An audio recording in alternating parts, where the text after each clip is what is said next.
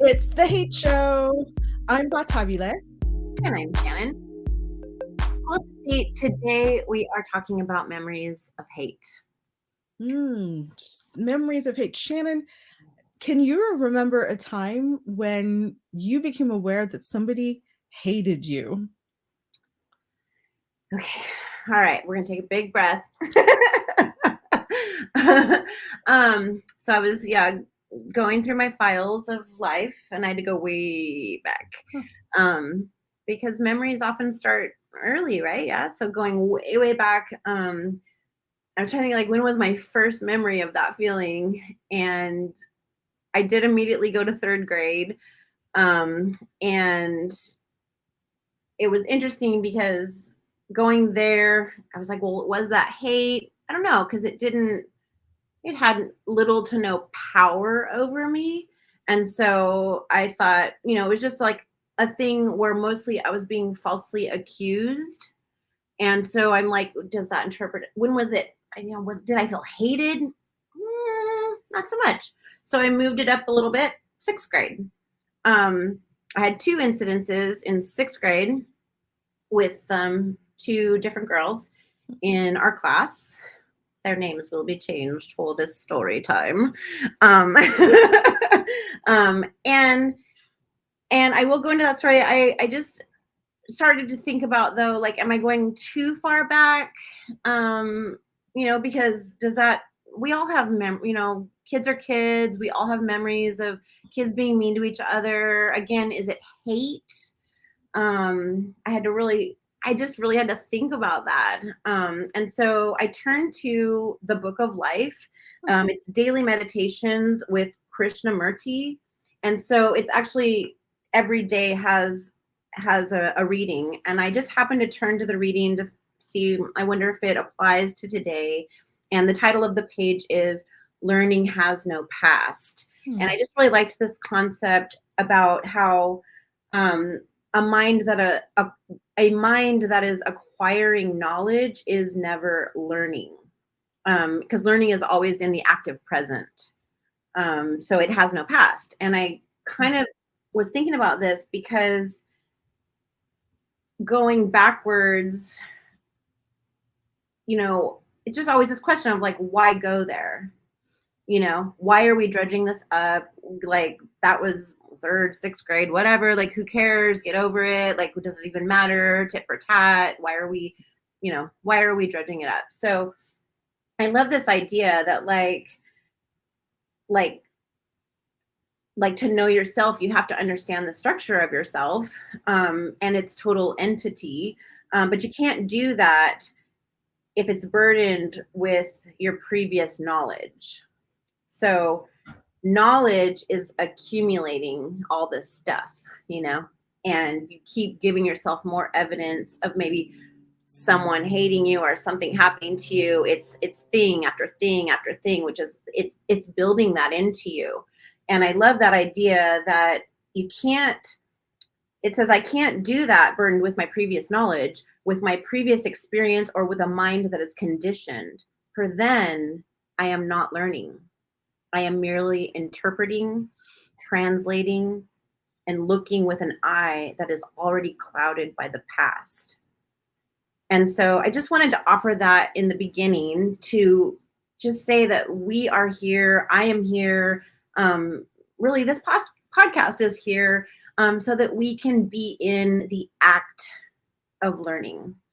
And I just like that. I like the action of learning. And that means that we're still in the present moment. So that made sense to me of like, well, we're dredging this up because it isn't the past, because learning has no past. And I really liked that. So anyway, okay, so going back, way back. So I had two things come up, and again, they seemed rather petty.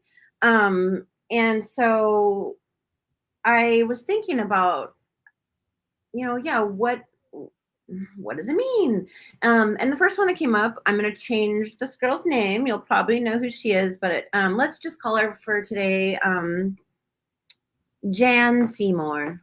So Jan Seymour, Um, she decided that it would be a good idea for her to vandalize our bathroom in 6th grade, the girls' bathroom.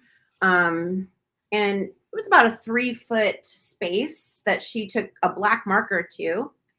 And she used the word hate in what she wrote, which is why I think it came to my mind rather first and quickly. She wrote on the wall, "I hate Jan Seymour," her name, by Shannon Nix. And it was big. And so I remember going into the bathroom and looking, and we took up the whole wall. And so, of course, I got pulled into the principal's office, and that was really the only memory I really ever have of even being in the principal's office in 11 years at that school. So it did have an impact on my memory. And I was being falsely accused. And so, of course, they wanted to get to the bottom of it. And so they asked me, if I did this, and because I had no, like, why would I do that? So I Well, just, why would you sign it? right. That's what I said. I I'm said, vandalizing. Here's my name. exactly. Like, I'm like, I'm an artist, but I'm not going to sign that piece, like, no. And so when I remember the adults saying, did you do it? And I said in my little 6th grade self, like, I'm pretty sure if I did that, I wouldn't sign it. And that's all I kind of needed to say to get myself off the hook. I mean, obviously they could tell, like, I was not hiding anything. I was not, I didn't have any, there was nothing. And so they let me go. But it was odd because this morning, so I thought, well, it didn't really have that much effect on me because, I mean, obviously then I knew she, I guess, hated me because she used the word hate in her artwork. And so in her saying that I hated her, I took that to mean that she hated me. And I guess taking that a little bit further, I started thinking this morning, because I've been a teacher for over 25 years. And I started to think, because I thought, well, that didn't land on me. That didn't really have an impact. But then I thought, or did it? Does that knowledge of that give me evidence to why I, to this day, say that I hate liars? And I started to think, even from my teaching perspective, when a child is known and labeled as a liar or a lying child, I have interacted with those children and said, like, you got to, like, once you get labeled like that, it doesn't leave you. And so I started thinking, would the situation be different had I been sitting in that office and I either maybe looked different than she did, or if I had been already pulled in because I had been known to lie, would it have been more difficult to get myself out of that so easily? So it kind of got me thinking about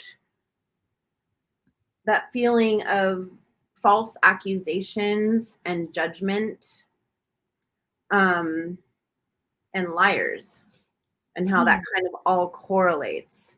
And then I'll just jam into the second story, and then I want to hear Well, yours. hold on a second. I want, before jamming into the second story, I mean, you've brought up some stuff that I think is powerful, and we've been talking about the word power, but it's Yes. really powerful. We've talked about the word power before we started the show. Let's Yes. contextualize, because you say that what she wrote on the wall, what Jan Seymour wrote on the wall, Yes. indicated to you how she felt about you. Yes. And I wonder to what extent the way that we feel about other people is really a reflection of our interpretation of how they feel about us. Yes. Absolutely, yes. And so there's an opportunity there to understand how it is that we can create this entire scenario that is based on assumption, Yes. that is based on perception, right? An assumption that is built out of a perception of another person's, let's say another person's behavior. So let's say another person does something, and then we experience that in a negative way, whether Yes. or not we intended it that way. We experience it in a negative way, and then we arrive at a conclusion that they intended the negative impact, Yes. and it is evidence of their, or their antipathy or their hatred for us. Right. Exactly. Exactly. Right. Yes. I mean, I think, yeah, this is going to come up, I think, a lot Hmm. because so much about hatred. I mean, we talked about that even in episode 1. I mean, so much about hatred is you're feeling some kind of way about someone else, and I know you don't like some kind of way, but like you're feeling hateful towards someone else, and it's burning you, Well, and that's not exactly what I'm getting at, because I know that that's a conversation we also want to have. yeah, But really, what I'm thinking of more is the question of, how do you know when someone else hates you? I right. mean, you could And have you the don't write it obvious. on a wall. Right. Exactly. So you can't have the obvious thing where somebody comes up to you and says that they hate you, or they send you a message saying they hate you. Usually it isn't that straightforward. It isn't Right, that blatant. right. And so, there's that question of, if we're considering our memories of being hated, how Yes, did we know that's that what it this was. person actually hated us, right? I mean, could that answer be embedded in your second story? Yes, I think it might be. Yes, yes. My second story is a little bit more difficult for me to tell, quite honestly. Mhm. Also sixth grade-ish, I think. I think sixth grade. I was trying to really pinpoint the time. I really hadn't thought about this in a really long time. Yeah. Um, Actually, let me say this. mhm, Um, when it came to, and there's a reason I'm saying this. mhm, When it came to Jan Seymour, mhm. what color was the bathroom? Do you remember? Like a cream. Okay, then it was probably sixth grade, Yeah. because our bathroom in junior high was rather memorable. Oh, was it? What Remember color was that? it? No. Shannon, it was bubble butt gum pink. Okay, I was gonna say pink. That's what kind of like low key was in my mind, but I like don't have a Yeah. visual memory. I just No, it was Barbie pink. yeah, this was not pink. This was on a cream, but like not a good cream. Not a Okay, like okay. a nah, yeah, Yeah, like yeah. a just Then it was probably sixth grade. Okay, sorry mhm, for interrupting. Go mhm. ahead. Yeah, no, that's hilarious. Um, so the second one, also sixth grade, I'm thinking was a you know a girl in a girl in my class, our class. Um, again, I will change her name for the purpose of this story. um, and she definitely I guess I knew that she hated me because we were playing kickball out on the asphalt, and I was on my base. Excuse me, I was on my base, and so I couldn't really run away from her because I was on post. I was on my base, and so she ran past me and got like 4 inches from my face and spat orange seeds into my face that I guess she had from her lunch. And I was just playing, like we weren't even interacting with her. I was trying to think about this last night, and I really don't know. I try to understand the root, and I don't know what she hated about me. Like Jan Seymour, I think she just literally just liked a boy that I liked, and that was literally that. And I don't think that it was anything like, I don't think she hated me. She just really liked a boy. You know what I mean? That was the root, and so it didn't land on me. And so because I understand it, but with the second story, I do feel like we'll call her Rhonda. Rhonda Brown. So Rhonda Brown, um, she spat in my face, and it felt like out of nowhere, Mhm. and I didn't understand the context of it, and I didn't understand why she did that. And I also felt like I couldn't go get her. I mean, it was more important for me to just continue to play the game. Um, that we were playing. And but it definitely had a feeling like, oh, she hates me. And so then that was kind of, let's say, proof or evidence number one. And then I don't remember timeline of how long this was, but we were at choir practice. And if you remember, I think we had choir practice on Friday nights because we sang at the church the next day. And so and maybe she was in the choir. I really don't remember. I don't have many other memories of her except for these two hateful memories. Um, I had my purse in the back on a chair while we were rehearsing, and she stole my purse. Now, you would think, well, whatever, what does a sixth grader have in their purse that's so important? Like, the deal. But I had the most valuable items that belonged to me in that purse. Um, when I was 3 years old, my parents got divorced and my mom moved 3 hours away. And I didn't have tangible things of my mother. I didn't have something to hold when I needed her. Like, I had to call her. I called her. She was there for me. We were, she was always there. I have a mother. I did then, I do now. I have a mother, and she was there, but it wasn't a thing I could hold when I needed it. And so I had photographs, a few, in my purse of my mother and of me and my mother. And it wasn't like today. Like, we didn't have those on digital files. That was the one and only photo. I couldn't get another one. It's not like I could just go print another one because it was backed up in my computer or on my phone. Like, that was not a thing. And so when I tell you that that was precious to me, it was. And also I had pictures of family members in that same wallet who had passed away. And so that little plastic, remember how we had the little plastics with the little pictures? It was my everything. And I took it in my pink purse. And it, I think this is why it felt really hateful, because I felt like everyone knew that about my life or my story. And it felt cruel. Yes, getting spat on felt cruel, but this was next level cruel because she was doing something that broke my heart. And I felt like she knew it.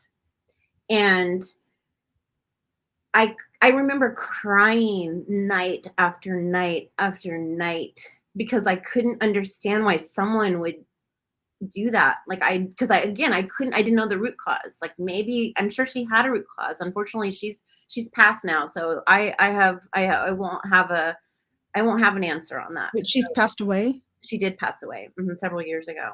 Oh, wow. Oh, Mhm. wow. Yeah, and And how did you know she did it?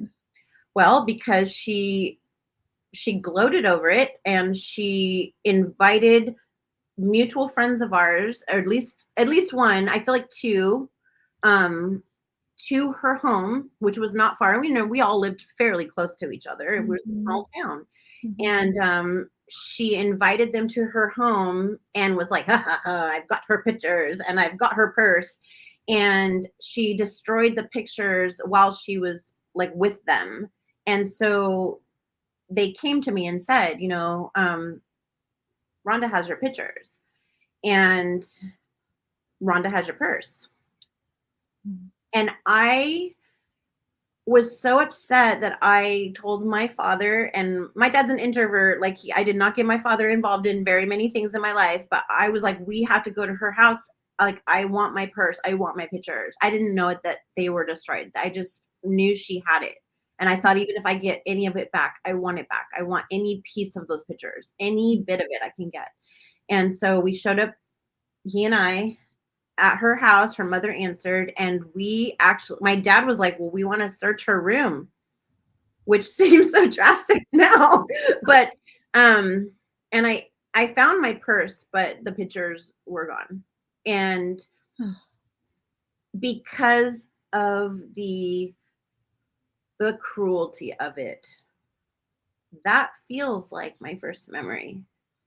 of Mhm. hate and being Mhm. hated. And my yeah, that that's my first one. And I know you didn't exactly say what's your first memory, but Right. going back, that that one hit me. That one hit me because I didn't understand it, and I think that's an important piece of trying to make sense of why people do things. You have to have a little like you have to understand like why what motivated this person to do something so hurtful and so cruel, um, Mhm. hit below the belt, like as they say. So, um, and I got a few more as I got a little older that maybe Yeah. we'll get into. But first, I want to ask you from, what about you? To, Yeah. So in terms of memories of hate, and then yes, going back, right? yeah, back. Because there are those things that are foundational. There Right, are those experiences that we have that lay the foundation, and things that follow after it are built on the foundation, are interpreted from the perspective of the foundation. But the right. foundation is really, really interesting. And for me, it isn't a particular incident really, Mm-hmm. but it is a realization of Mm, being despised mm, on the basis of my belonging to a group, okay. right? On the basis of belonging to a group. And I think that it really became clear to me when I saw my birth certificate for the first time. Okay. And I believe I was around 11. My family had been in the United States for just over 5 years. Mm-hmm. My parents initially came here to go to school. Mm-hmm. My dad first started out with a master's in public health and then went to medical school. My mom, my the story is that my dad threw her in nursing school. Mm-hmm. um, and real literally summer school, accelerated course. She had to sink or swim. It's this that's his own whole story. But um, so they, had come to go to school. They were in professions that were needed in the United States. And so after 5 years, we were able to apply for green cards. Mm-hmm. So in the process of applying for green cards, my parents have all of our identity documents. They're spread out on the table. And I, started looking and found my birth certificate and noted that under citizenship, well, we noted several things. First of all, I noted what it said for ethnicity, right? I don't remember if it said race or ethnicity, but this is from South Africa, right? And so Mm-hmm. it said that I believe it said that my ethnicity was Zulu. And then I saw my sister's and it said she was Xhosa, which Mm, is a different ethnic group, mm, different language group. And I'm like, wait, what? mhm, Right? And there were times when I felt tempted to tease her about it because mhm, my brother and I were I have two younger siblings. I'm the eldest. I have two younger siblings. And my brother and I were listed as being from the same group, but because my sister was born in a different part of the country and they didn't bother to ask, they just, assumed mhm, that she was, because she was born in a Xhosa speaking area mhm, of the country. And so they assumed that our family is Xhosa. And so that they put Xhosa on my sister's birth certificate. mhm, So I noticed that. But then under citizenship, it said Republic of South Africa, undetermined. mhm, And I'm like, what? What is this undetermined? And eventually I became to understand, we got our green cards, and our green cards said resident alien. Like that's your status when you have a green card, is mhm. resident alien, which seems to me honestly kind of hostile. Right, Aliens don't belong. right, The definition of an alien is one who right, doesn't belong, right. Talk right? about feeling like another. Yeah. Okay. Yeah. Resident alien. So my status was undetermined resident alien, basically. Yeah. And I I mean it wasn't until I was what, 20.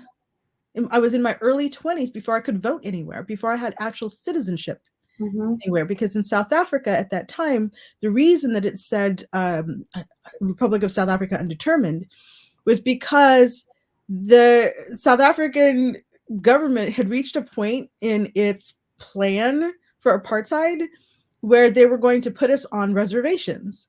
So they actually had seen the United States and the United States answer to dealing with Native Americans. They're Mm. like, oh, that sounds good. We'll do that with our natives. Yeah. And so they were assigning people to reservations, basically. They called them homelands, Yes. right?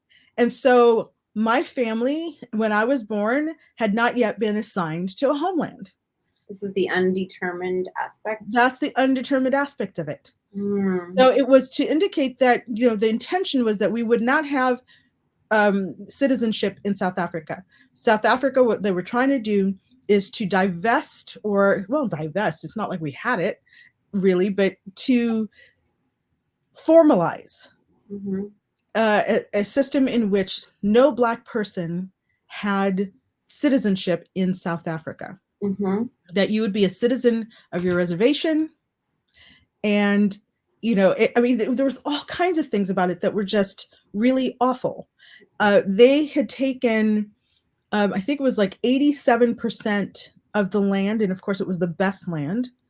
And at that time, I think white people made up something like 20% of the population.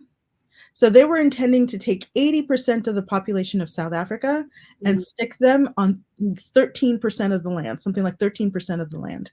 Well, it kind of Right? sounds like something else that's going on in the world right now, but I digress. Okay, go ahead. Well, yes, and we're Yeah. in the 100th day. I just want to, Uh, acknowledge I that know. today, if I remember, if I'm correct in looking at the reports, believe today is the 100th day, Right. right? So that's where in my heart is hurting right now, Mm. thinking about it, because the lasting consequences. So, you read from, um, was it Murthy's last name? Krishnamurti. Krishnamurti, Uh-huh. Mhm. about the past and about how we are not learning, if we're in the past. Mhm. And then I'm thinking about the value of returning to these memories in Yeah, the present and recognizing the influence that they can have on our present tense experiences, absolutely. right? So that there is that continuing questioning of, where do I belong? And why was I unwanted? Right. Why didn't they want us? Right. And the answer, there is an answer, and it is both simple and complex, Mhm. and also very related to what we're seeing happening today, Yes. which was abject terror. South African white people were terrified that they believed that they were surrounded by hostile nations, hostile people, and that if they let up their guard for just a second, that we would overrun them and slaughter them. Mhm. And it was called the Zwart Gevaar, right? In Dutch, Afrikaans, which is an offshoot of Dutch. The Zwart Gevaar, the black, was it the black danger, the black threat? Wow. And that's who we were, was a threat. Wow. And so their intention was to get rid of the threat, to put us in these homelands, so that anytime you need to travel, you had to get permission. So if I wanted to travel, the way that it was set up is that if I wanted to travel from one homeland to another homeland, or even in some instances from one part of one homeland to another part of another homeland, I couldn't do it without going through South Africa, which meant I would have to get permission. Okay.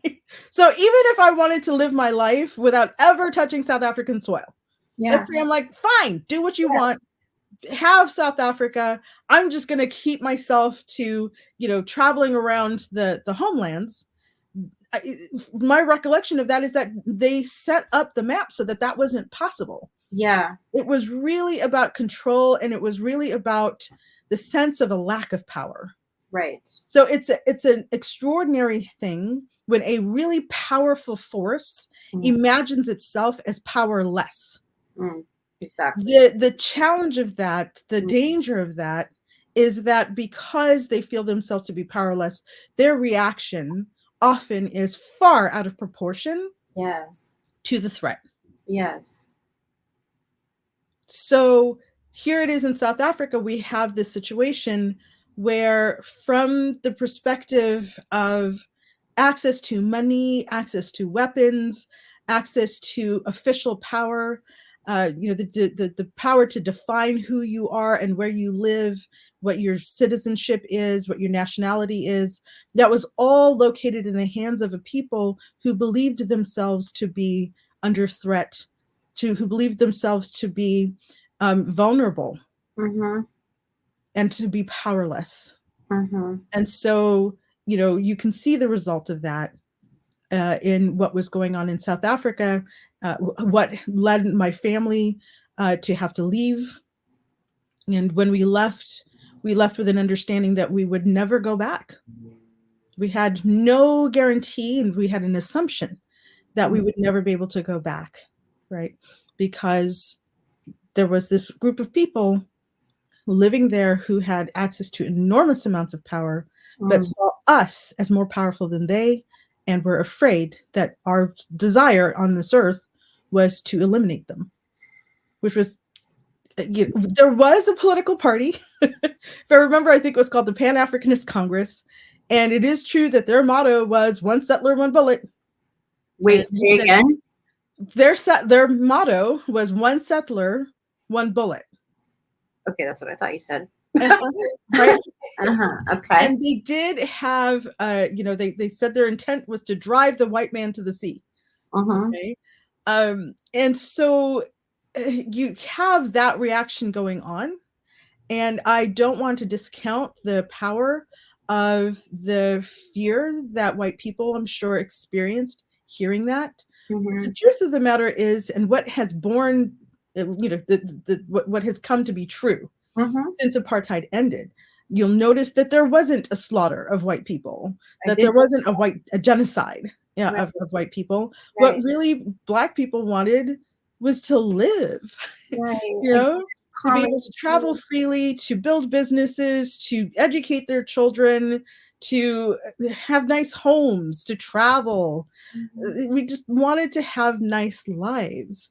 And the idea that we were so intent on killing white people, it's like, we didn't care that much. We didn't care about you. We didn't, you know, we were the white folks were far less important. Yeah. What happened to white folk, and doing anything to white folks was far less important than the common human desire Yeah. to do well and be better, and to live a nice life. That's Exactly. really what we wanted. I mean, that is, I think, what everyone wants. You know what I mean? I Mhm. think that's really important to always remind yourself, and big picture everyone that like that's not the nature of us all. Like we want our children to be safe. We want a safe home. We want to be able to feed and educate and our children learn, grow things, cook good food, sing songs. Like, we want community. We want love. We that everyone wants safety and the opportunity to do whatever you want to do on this earth. It's like to live the life that you imagine for yourself. But I do want to go back to your 11-year-old self for a second, just because who you are now, you have a very good understanding of all of what you just said. But when you first saw those papers, did you try to process that all by yourself, or did you ask a parent?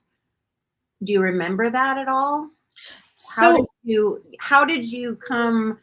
Well, first, yeah, did you process it alone is my first question, and then my second question is, did you immediately be like, well, they hate me? Like, how did that you did associate what you just saw with how you felt, like, Mhm. You know what I'm trying to say? Like, So it's not that I went to my parents to ask them to process it. hmm It's that it's sort of the way that kids often learn a lot of things yes, in their families and in their communities.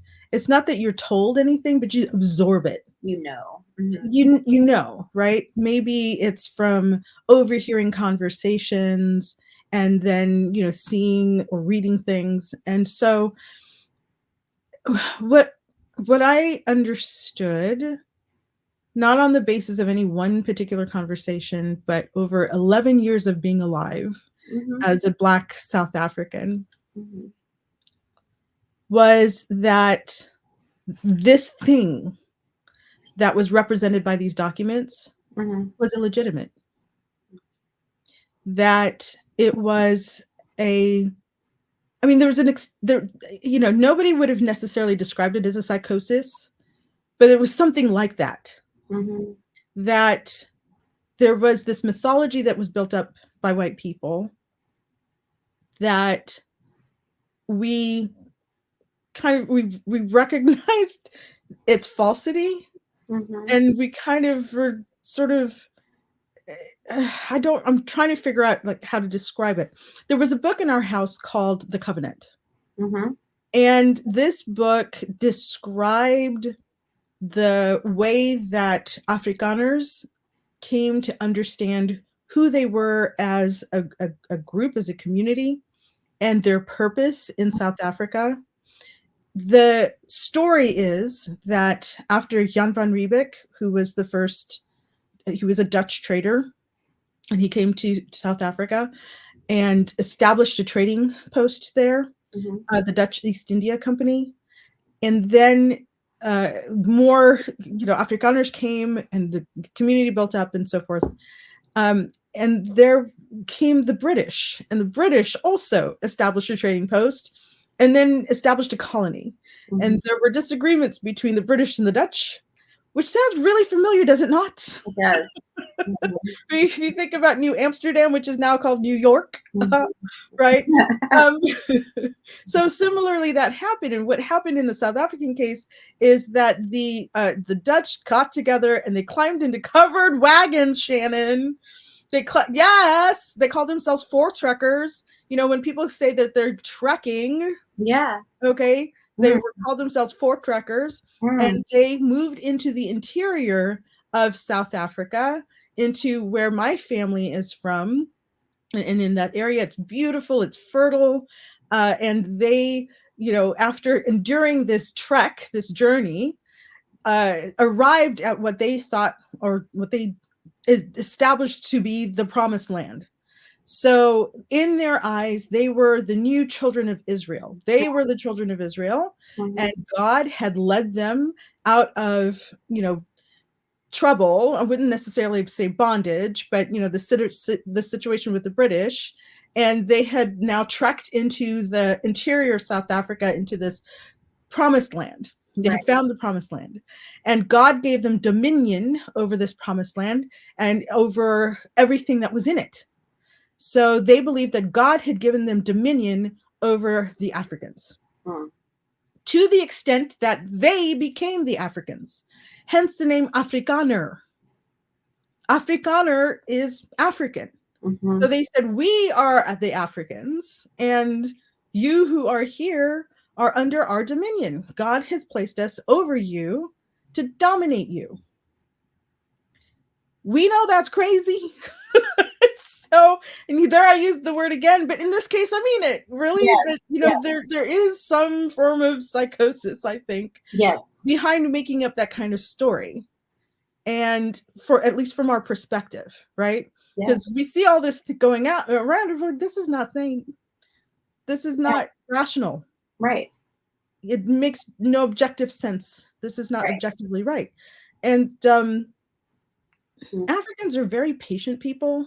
mhm, And I know I'm generalizing across an entire continent, but one of the things that I think can be said across the continent is things move really slowly. Mm. There's a song, there's a saying that there is no hurry in Africa. Hurry, hurry doesn't exist in Africa, right? And so Mhm. African people tend to be really patient, and rather than well, rather than innovate and push for change, we tend to want to adapt. We Mm. are adapters. We adapt to our environment so that we can continue to thrive in the environment as it is, rather than looking to dominate the environment, Mhm. which, of course, unfortunately made us ripe for colonization, for being colonized, right? And also explains what happened in South Africa in terms of the fight against apartheid. And why did it take so long to ramp up? Well, it took a long time for people to come to the point of saying, yeah, okay, we'll engage in armed struggle, direct armed struggle. And initially, really, it was, hey, can we evolve this thing? You Mhm.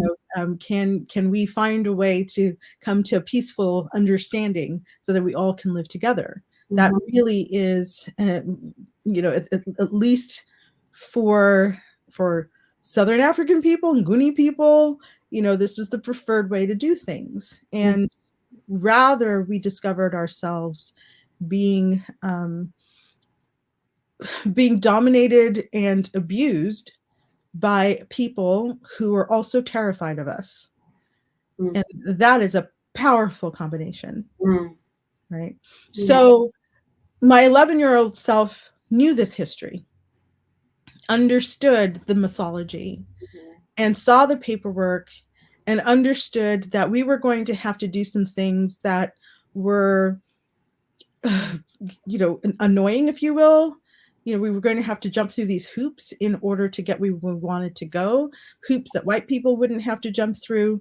And we understood why that was the case, but we did what we had to do we adapted, right, to get to where we had to do. So, I'm sorry, to get to what we had to do. So, one of the things that was true about this is that while at that point I was able to see my birth certificate, it had been constructed because initially when my parents were applying for green cards, they wrote, of course, to South Africa. South Africa denied we ever existed. Mm. They wrote back and we said, we don't know these people. We have no idea who these people are, at least for my brother and sister and I. And Mm. so what my parents had to do is that they had to find people, I think it was at least 2 or 3 people, who swore out affidavits that we had been born to our parents. Wow. So our existence on an official basis on paper was established by the word of 3 other people Wow. who wrote out these affidavits to say, I know these parents and I know that these children were born to them. Mm. And it was on the basis of that that our identity documents were created. Wow. So, the idea of my identity, its establishment, its meaning, that there there is a nation of people, Yes. or at least there was a nation of people who hated us. It kind of blew my mind. It's not something that I don't know that anybody's ever able to truly wrap their mind around. Right. But it left me in a constant state of just bewilderment, Yeah. honestly. Confusing, especially to a kid and even to anyone. Right, I mean, right? it's because it doesn't make rational sense. That's No, why it's confusing. very, until, again, one remembers, because if you're thinking about it from your own point of view, it makes Right. no rational sense. But Right. if you're able to take yourself and put yourself into the shoes of the other person, Yes. to count what they say, as the truth for the matter of that moment, for the reason of that moment, Absolutely. uh, then yes, I understand it. They're Mhm. terrified. Right. They know, they have some sense that they have left their own place of safety. They've left Europe and they've Right. come to this land and just taken it. And in order to maintain that, you have to be in a constant state of vigilance, right? Mhm. When you've taken something from someone else and you both know you took it, Mhm. then you always have to be concerned that the people you took it from are going to come and they're going to Coming for demand you. it back. They're Yes. coming for you. Yes. And so you will always live in that condition Yes. unless and until something changes Mhm. to force you to relinquish this idea of sole ownership, Mhm. that you can exclusively own this and exclude everybody who had been there before. And it's really funny too, because with South Africa, the story was adapted in order to answer that um, argument Mhm. by saying, well, nobody was there. So Right. what they say is when they came to South Africa and they came into the interior, we weren't there. And what's really interesting about that for me is that that argument is sometimes used here in the United States Mhm. with Native American land. Mhm. Either they weren't here or they weren't using it, they weren't developing it, they weren't exploiting it to its best um, purpose, right? And so the similar arguments were made in South Africa that Right. they had a right to be there because, well, we weren't using it, so A convenient justification. very convenient justification. Mhm. Mhm. So thinking now about Mm. how things have unfolded Yes. since the early 1990s when apartheid ended, and thinking about how terrifying it was for white people to think that they were now going to live in a country that is governed by Black people. Mhm. I want to be open to understanding what it's like to be that person, Mhm. to have that experience, to see your country shift in a way that is so profound and find yourself on the other side still wealthy, Mhm. still alive, Mhm. still able to do very much of what you were able to do in the past, except that you can't do things like quick story. I was in South Africa. This was during college. I took a year off and lived there to do research. One day I went to the post office to mail something, and this was the year after Nelson Mandela had been elected. So Mhm. apartheid is over, Mhm. except people's behavior doesn't just change like that, right? Right. Okay, so I'm in the post office, I'm standing in a line. It's only Black people in the post office at that moment. A white woman walks in and she goes and stands off to the side on her own. When the person who was at the counter was finished and walked away, she just walked up to the counter. Oh. And I'm standing there going, what? And the people in line with me were like, don't worry about it. Don't worry about it. Leave her alone. I'm like, what are you talking about? That's not right. Mhm. She needs to get in line with the rest of us. Right. And they're like, nope, don't worry about it. We're not here to make waves or whatever. It's not that big of a deal. We will get to see the person at the counter eventually. Let Mhm. her be. But it was just so. It was a formative moment Mhm. to actually experience what you'd read about in books, for example, right? So growing up in the United States, you'd read about segregation in the South, Jim Crow laws, and that sort of thing. And then I saw it in action. Like it Mhm. happened to me, Mhm. standing in line with all these other people, and she just walks in, forms the white line, Right. Party of one. right? And then just walks up to the counter Mhm. with the next person. I was just aghast. Mhm. I was aghast. It's interesting now going back to South Africa all these years later and going to government offices and watching white people wait in line along with everybody else. Mhm. We have evolved in that way, right? Thank goodness. But to go back to your original question, how do I conceptualize what's going on? How do I make sense of it? Mhm. We knew it's something that you knew, even as an 11-year-old. Right. I knew what the underlying story was. I knew the story of how my family got out of South Africa, and one day I'll tell that story. Mm. And it explained a lot of things to Yeah. me about why we were going through what we were going through and having to jump through the hoops that we were having to jump through.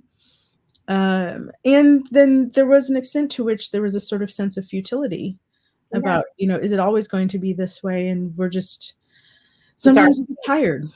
yeah, like, is this our fate? Is, Yeah. is this just who, yeah.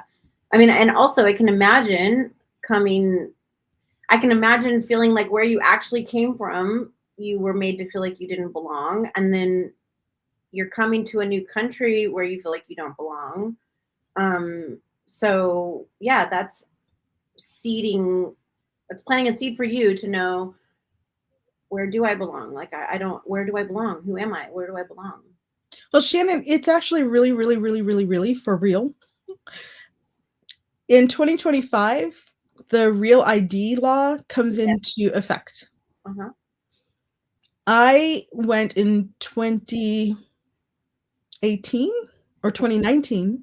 No, it was 2018. I went in 2018. My driver's license was expiring. So I went to renew my license and I thought, might as well just, get ahead of the curve and get my Real ID now. Yes. So there's a list of the approved kinds of proof of who you are that you need to bring to the post office, to the DMV, Mm-hmm. to get your Real ID driver's license. Mm-hmm. And I pulled all that stuff together.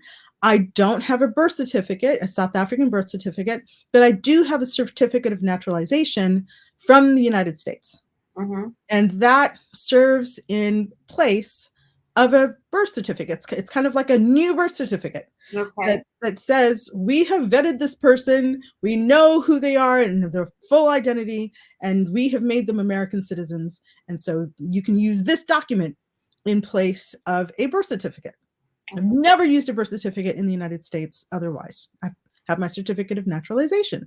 Mm-hmm. So I go to the post office, I come to the front, to the counter, and the woman there starts looking through all of my documentation. Mm-hmm. And so she's like, so, like, what's your full name? Because on my birth certificate, I'm sorry, my birth certificate, on my driver's license, it says Batabile KS Mm-hmm. Utomeni, Mm-hmm. right? So it's got my middle initials, and that's the way my full name has been my entire life Yes. on documents. Mm-hmm. So she looks at it and she says, what do the K and the S stand for? And I told her. Mm-hmm. And she says, did you make it up? Yeah. So first, yes, I was annoyed to begin with, and then I was like, oh shoot, I'm in trouble. Right. Like, huh? Okay, because yeah, and it was the attitude. Yeah. I recognize this attitude. I've been here with this attitude before, and I felt tired, and then also felt the need to gird up my loins. That expression, right? Prepare for trouble. Yeah. Prepare for, and it's not so much trouble, but effort. I Yes. knew that I was going to now have to put in extra effort that other people didn't have to, in order to prove that I was entitled to getting this ID. Mm. So, of course, I said, no, I didn't make this up. And she's like, well, where's your proof? And so I'm like, okay, fine. I'm going to have to get my birth certificate from South Africa. And it just so happened that I was leaving for South Africa just 2 weeks later. Mm-hmm. So I was like, fine, I'll just go to South Africa. I'll get my birth certificate. I go to South Africa with my parents. I go to the Home Affairs office to get a copy of my birth certificate. Now, the problem is I don't have, at that time, we couldn't find all those documents that we had used for the green card. Mm-hmm. But what I have is my parents' documentation. They brought their marriage license. They brought themselves. And the three of us went to the Home Affairs office together. Mm. And the woman at the desk with the computer says, what's your identity number? And I was like, I don't know if I have an identity number. I was, 5 years old when I left. They didn't give identity numbers to infants, to really young children. I was on my mother's passport, and here's my mother. And she's like, well, sorry, can't help you. And I was like, wait, it said, could you just look it up? And she refused. She had a computer with a database, and she could have put my name into the database to see whether they had my birth certificate and where it was. Yeah. And she refused. So we're standing there in line going, but because we become Americanized, I piped up, at least, especially the one who grew up in the United States, I piped up and I asked to see the manager. I said, well, who's your supervisor? I want to talk to your supervisor. And so eventually At we that went, point, how old were you? Is this college? oh, this Or was in this 2018. 2018. Yeah, got it. So we Okay. won't be talking about how old I was. Yeah. Got you. 2018. Okay. Okay, this was 2018. Okay. Like So yesterday. yeah. So we finally ultimately end up in the office of the person who is in charge of the office, right? Mm-hmm. And she sits there looking at us. And we had learned, because when we first came to the counter, my parents kind of stood back and let me do the talking. Mm-hmm. And the moment I opened my mouth and spoke with an American accent, boom, that was it. Door shut, case closed. You cannot possibly be a South African. You couldn't have been born here and talk like that. Whoa. So by the time we got to this woman, because we talked to a couple of people before her, we had changed strategies and we went full on misogyny, which meant that, or well, let's not say misogyny. We went on full on patriarchy. Mm. And my mom and I said nothing. And my dad did all the talking. We're like, okay, fine, the man will talk. So we sit down in there and the woman hears our story. I tell her I had a South African passport. And there's a story, another story about how I came to lose that passport, right? Mm-hmm. But I explained to her, my documents have been taken from me. And I'm here to try to get my documents. Are you trying to become a South African citizen? And I know. I actually considered trying to apply for citizenship. Because if I try to apply for citizenship, then perhaps that they'll have to open up and get documents or something, Mm-hmm. Yeah. right? But I mean, I can't apply for South African citizenship. I was born there. Mm-hmm. So we explained this to her. No, I'm not looking for citizenship. I'm not trying to become a South African citizen. I need my identity documents so that I can get more identity documents in the United States. Mm-hmm. And she sits back and she looks at my mom and she says, "You're sure this is your daughter?" And my mom's like, "Yes." And she sits back and she hits her belly and she says, she came out of here? Are you sure she came out of here? Wow. Going, wow. We didn't get my documents. And to this day, I have not yet gotten my documents. Wow. So, you're talking about not belonging here and not belonging there. Yeah. It's for real, actually. It's real. And ongoing. Right. Thankfully, I do have a US passport. Mm-hmm. So I'm going to have to use my passport to fly around the United States. Unless something gives somewhere and I'm able to either find someone at the DMV who will accept the documents that I have as adequate for me to get a real ID, or find somebody in South Africa who will honor, I guess, the UN, the international law requires countries to give people their documents. Right. And so I have to find some way of enforcing that. Yeah. Right? Getting that enforced. And so you're right. It is like being caught in a vice, between American prejudice and South African prejudice. And I'm like, I can't win. Yeah. Right? It's, yeah.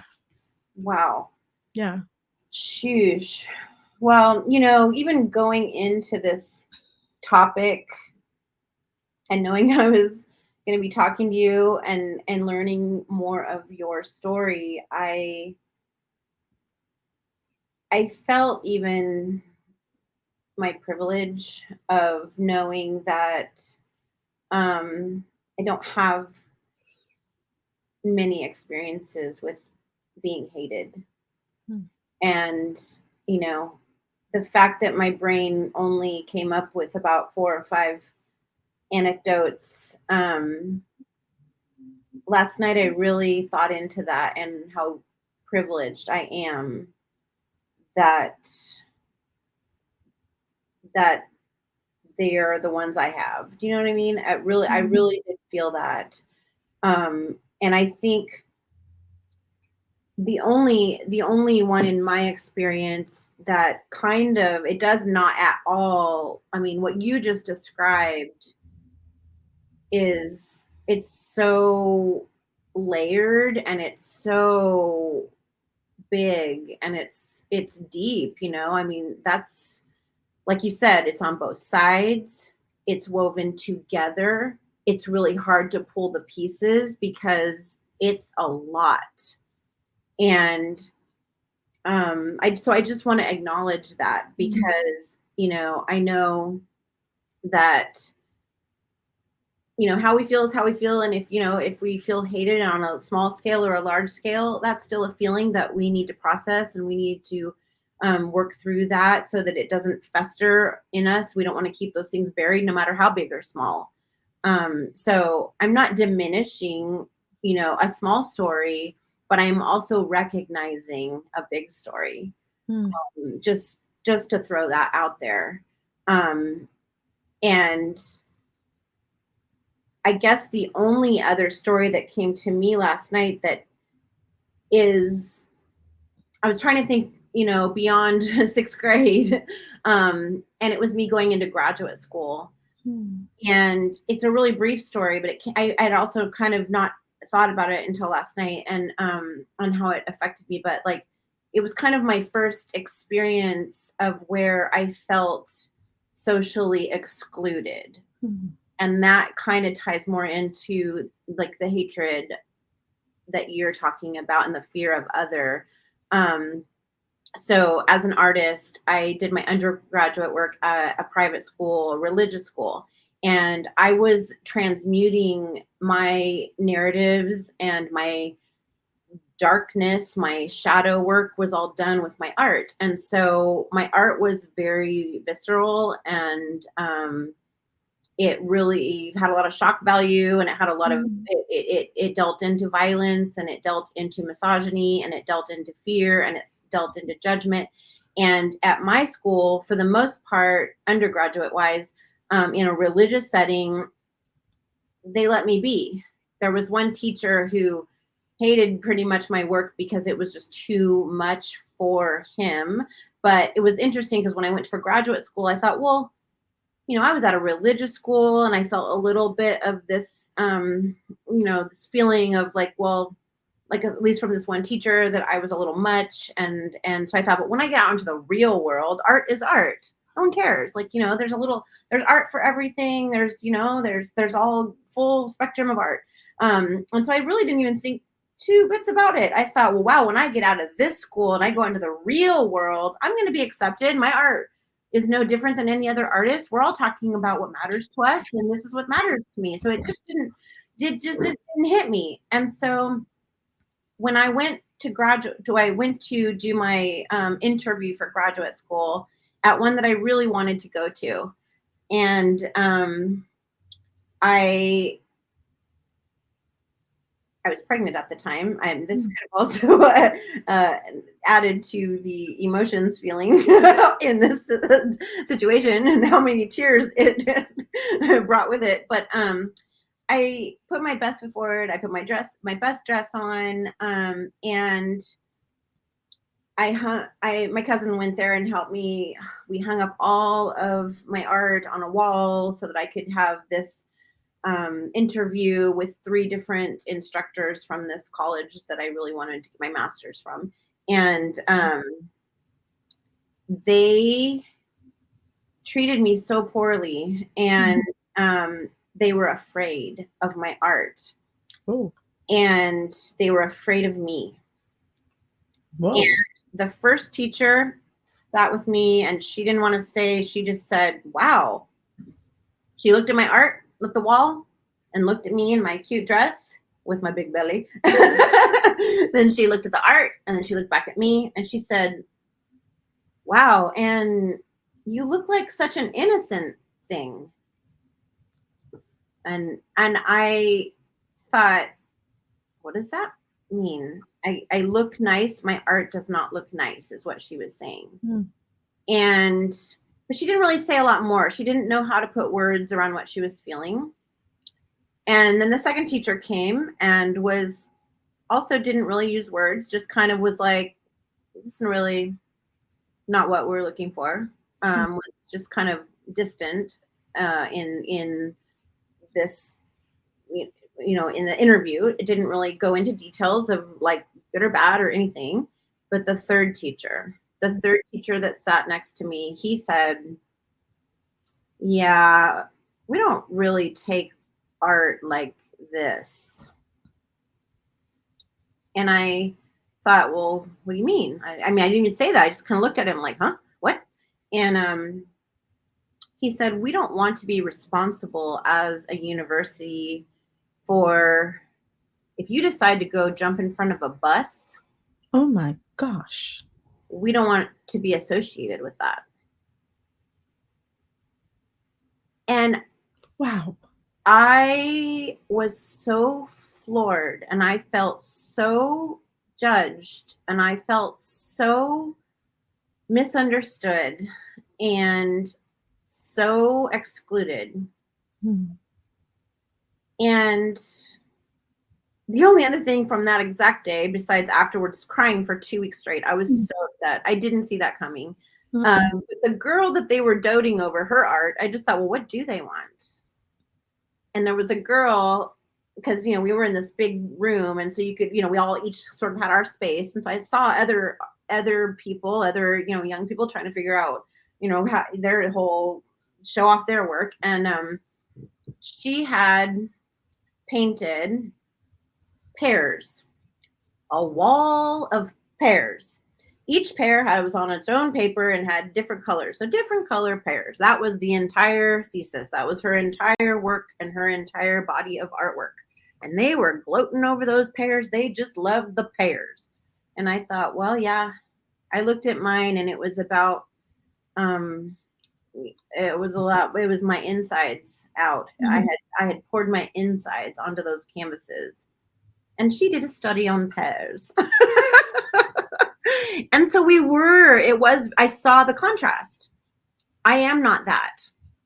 I actually don't belong. If that's what you like and want, I am not that. And I probably won't be. And I was devastated. I thought, wow, because again, it was in contrast to thinking in the real world, anything goes. What do you mean? Art's not like, it wasn't, it wasn't bloody and gory, and I don't know, I've seen art that's like pretty out there. I've taken classes about the shock value of art. Like I've seen some shocking art and I just didn't even categorize I just thought, well, yeah, in my little private school I'm kind of shocking, but in the real world I'm not shocking. But to be made to feel like I was kept from a position that I really wanted. And that speaks into this, what you're kind of talking about, this idea of belonging and this idea of feeling like you're socially excluded and different. And then I ended up going to the school that I ended up getting my master's degree at, and they treated me a lot differently. And they gloated over my work, and they were like, well, we don't even want to talk to you. We just want you to don't get influenced by us. We want you to work for 2 years and we don't even want to interact with you. You just keep doing you. You keep doing what you're doing because you got something. And they made me feel special and they made me feel valued. And I knew that's where I belonged. And that was the school that I was meant to go to. But that was also a very, very, very solid memory of feeling hated, and it also affecting and keeping me from something that I really wanted and desired and felt that I was deserving of, which speaks to more of how when hatred starts to take action Mm. and um, and keeps you from opportunities that you deserve as much as anyone else, I guess, you know. Wow. Yeah. That's an amazing illustration of it. I think because it it doesn't come from the usual perspectives. Mhm. It's not about race, it's not about gender. In this case, it's about it's about an assumption of your mental state. Yes. So it had to do with mental health, Yeah. actually, right? Yes. Still, I think sometimes it's easier to see it when it isn't laden by all the stuff that is, as you said, with race, it's complicated, It is. Yeah. complex, it's huge. Mhm. Same with gender. Mhm.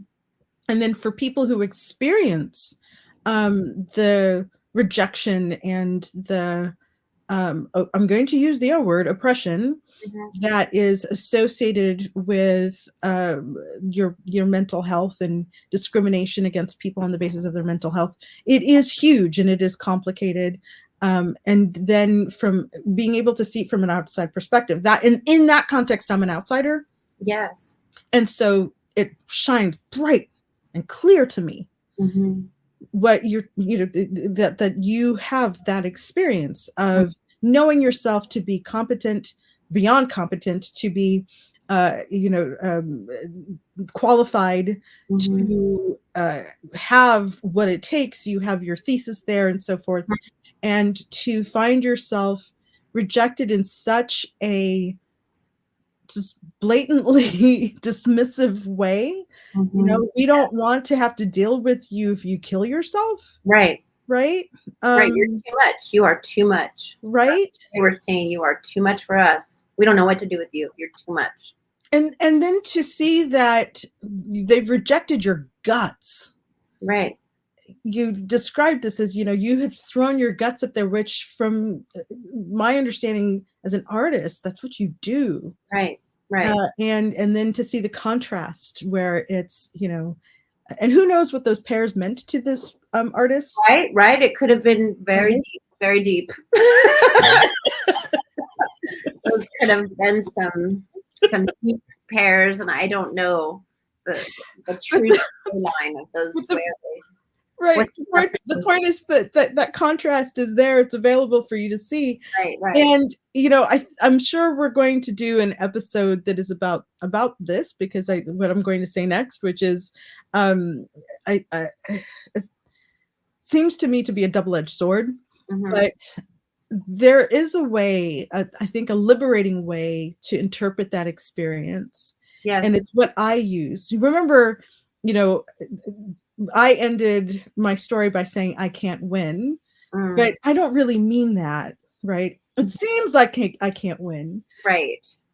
What Moment. pardon? In the moment.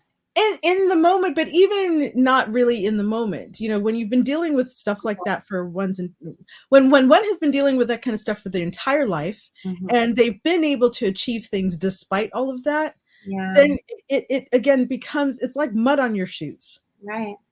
It's an annoyance, it's an inconvenience, you're gonna have to deal with it, and it doesn't mean that you can't get to where you wanna go.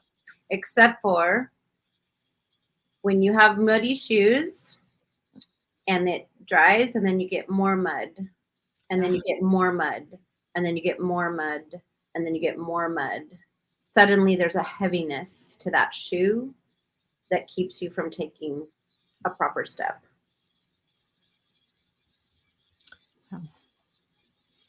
And I'm letting that sit for a moment, Yeah. because that is important too, Yeah. to recognize. Right. Right. That is important too. I think I've been fortunate that hasn't, well, let's put it this way. What my parents have taught me, what my community has taught me about navigating that, Hmm. is to know that there will always be more mud and there's always another path. Right. So if there's mud on this path, take a different path. Right. find the other path. Mm-hmm. When it comes to the real ID, my path is I get a passport card. Right. And so I'm going to be using a passport card. Mm-hmm. It for people who are listening who are members of communities that experience this, I would encourage perhaps two ways of thinking about this. They're not contradictory, they're just additional, right? Right. Mm-hmm. One is in that instance when you came to this school, it was your first choice school, you had a dream of going there, Mm-hmm. and you found yourself disappointed. Mm-hmm. There's another way of looking at it, an additional, Mm-hmm. aspect to it. Not to say we, deny the way that you're feeling about it, Mm-hmm. but in addition to the way you're feeling about it, is also the truth that you probably would have been very unhappy there. Exactly. Had they pretended that they were okay with your art and so Exactly. forth, that they admitted you probably would have been very unhappy there. Exactly. Right. And so you found a place where you were appreciated. They adored you. They gave you space and permission to do what you really wanted to do. They gave you the opportunity to really grow and thrive as an artist. Right. So, that's the other side of this. I find myself having appreciation, while not saying that this is the best way for things to be. I'm not trying to say that I wouldn't want things to change either. Right. But I find that I have a gift in the sense of always knowing where I stand I love and that. being able to have clear direction Yes. about what's the better path for me. Mm. Because doors are so often shut in Yes. my face, Mm-hmm. it's so much easier for me to see the open door. I'm so glad you're saying this. Yes. Yes. Right? This is really kind of winding to a close soon here. This is exactly how I also came to process this whole episode. That ultimately hatred is a teacher. And that does also go back to what we first, this again, leading in about just learning and keeping in that learning mode. You're not relying on old past knowledge that's just confirming for you. You are actually in the now of learning and figuring out, like, that became a teacher for you. And same for me, like yeah, go where you're wanted. Like, you're right, like, I wouldn't have been happy. That's a teacher for me to remember that. Like, I know not to, again, to bring those things up is important, to bring everything up from the past, that if you still have it in you and you haven't let it go, like, bring it up and ask, how has this become a teacher? And that's what you just said. I mean, that's exactly how I was feeling like this would close. And I found this other quote. I don't know if this is, I don't know if have you ever heard of the book, Personality Isn't Permanent? It's No. Break Free from Self-Limiting Beliefs and Rewrite Your Story. It's by Dr. Benjamin Hardy. And this was kind of what I felt like would be closing words on my behalf, and then I'll hand it over to you. But just one quick sentence, which I thought was so great. It just is, and I just wanted to leave people with this, whoever is watching or listening today, and to ask yourself, like, what person, what story, what idea has made you feel a way, and that has taken your power, or you've given your power up to. How can you learn from it, obviously, but also to remember, and this is the quote, that your past does not need to be the ultimate predictor of who you are. Your behavior doesn't need to be consistent with who you've been. You can change, and radically so. And I just think that bringing it up isn't us wallowing in it. It's not us sitting in it. It's us learning from it. And to me, that's the beauty. That's like you're saying, that's the new path. That's the new door. If you're willing to look at it and learn from it and choose a new door, you always can. Yes. And I love that. Yeah. Yeah. Oh, yes, precisely. Mhm. Finding a way to make that thing that would crush you, that would diminish you, that would deny you your personhood, your dreams, you're finding a way to make that a strength. Right. And that is, absolutely available.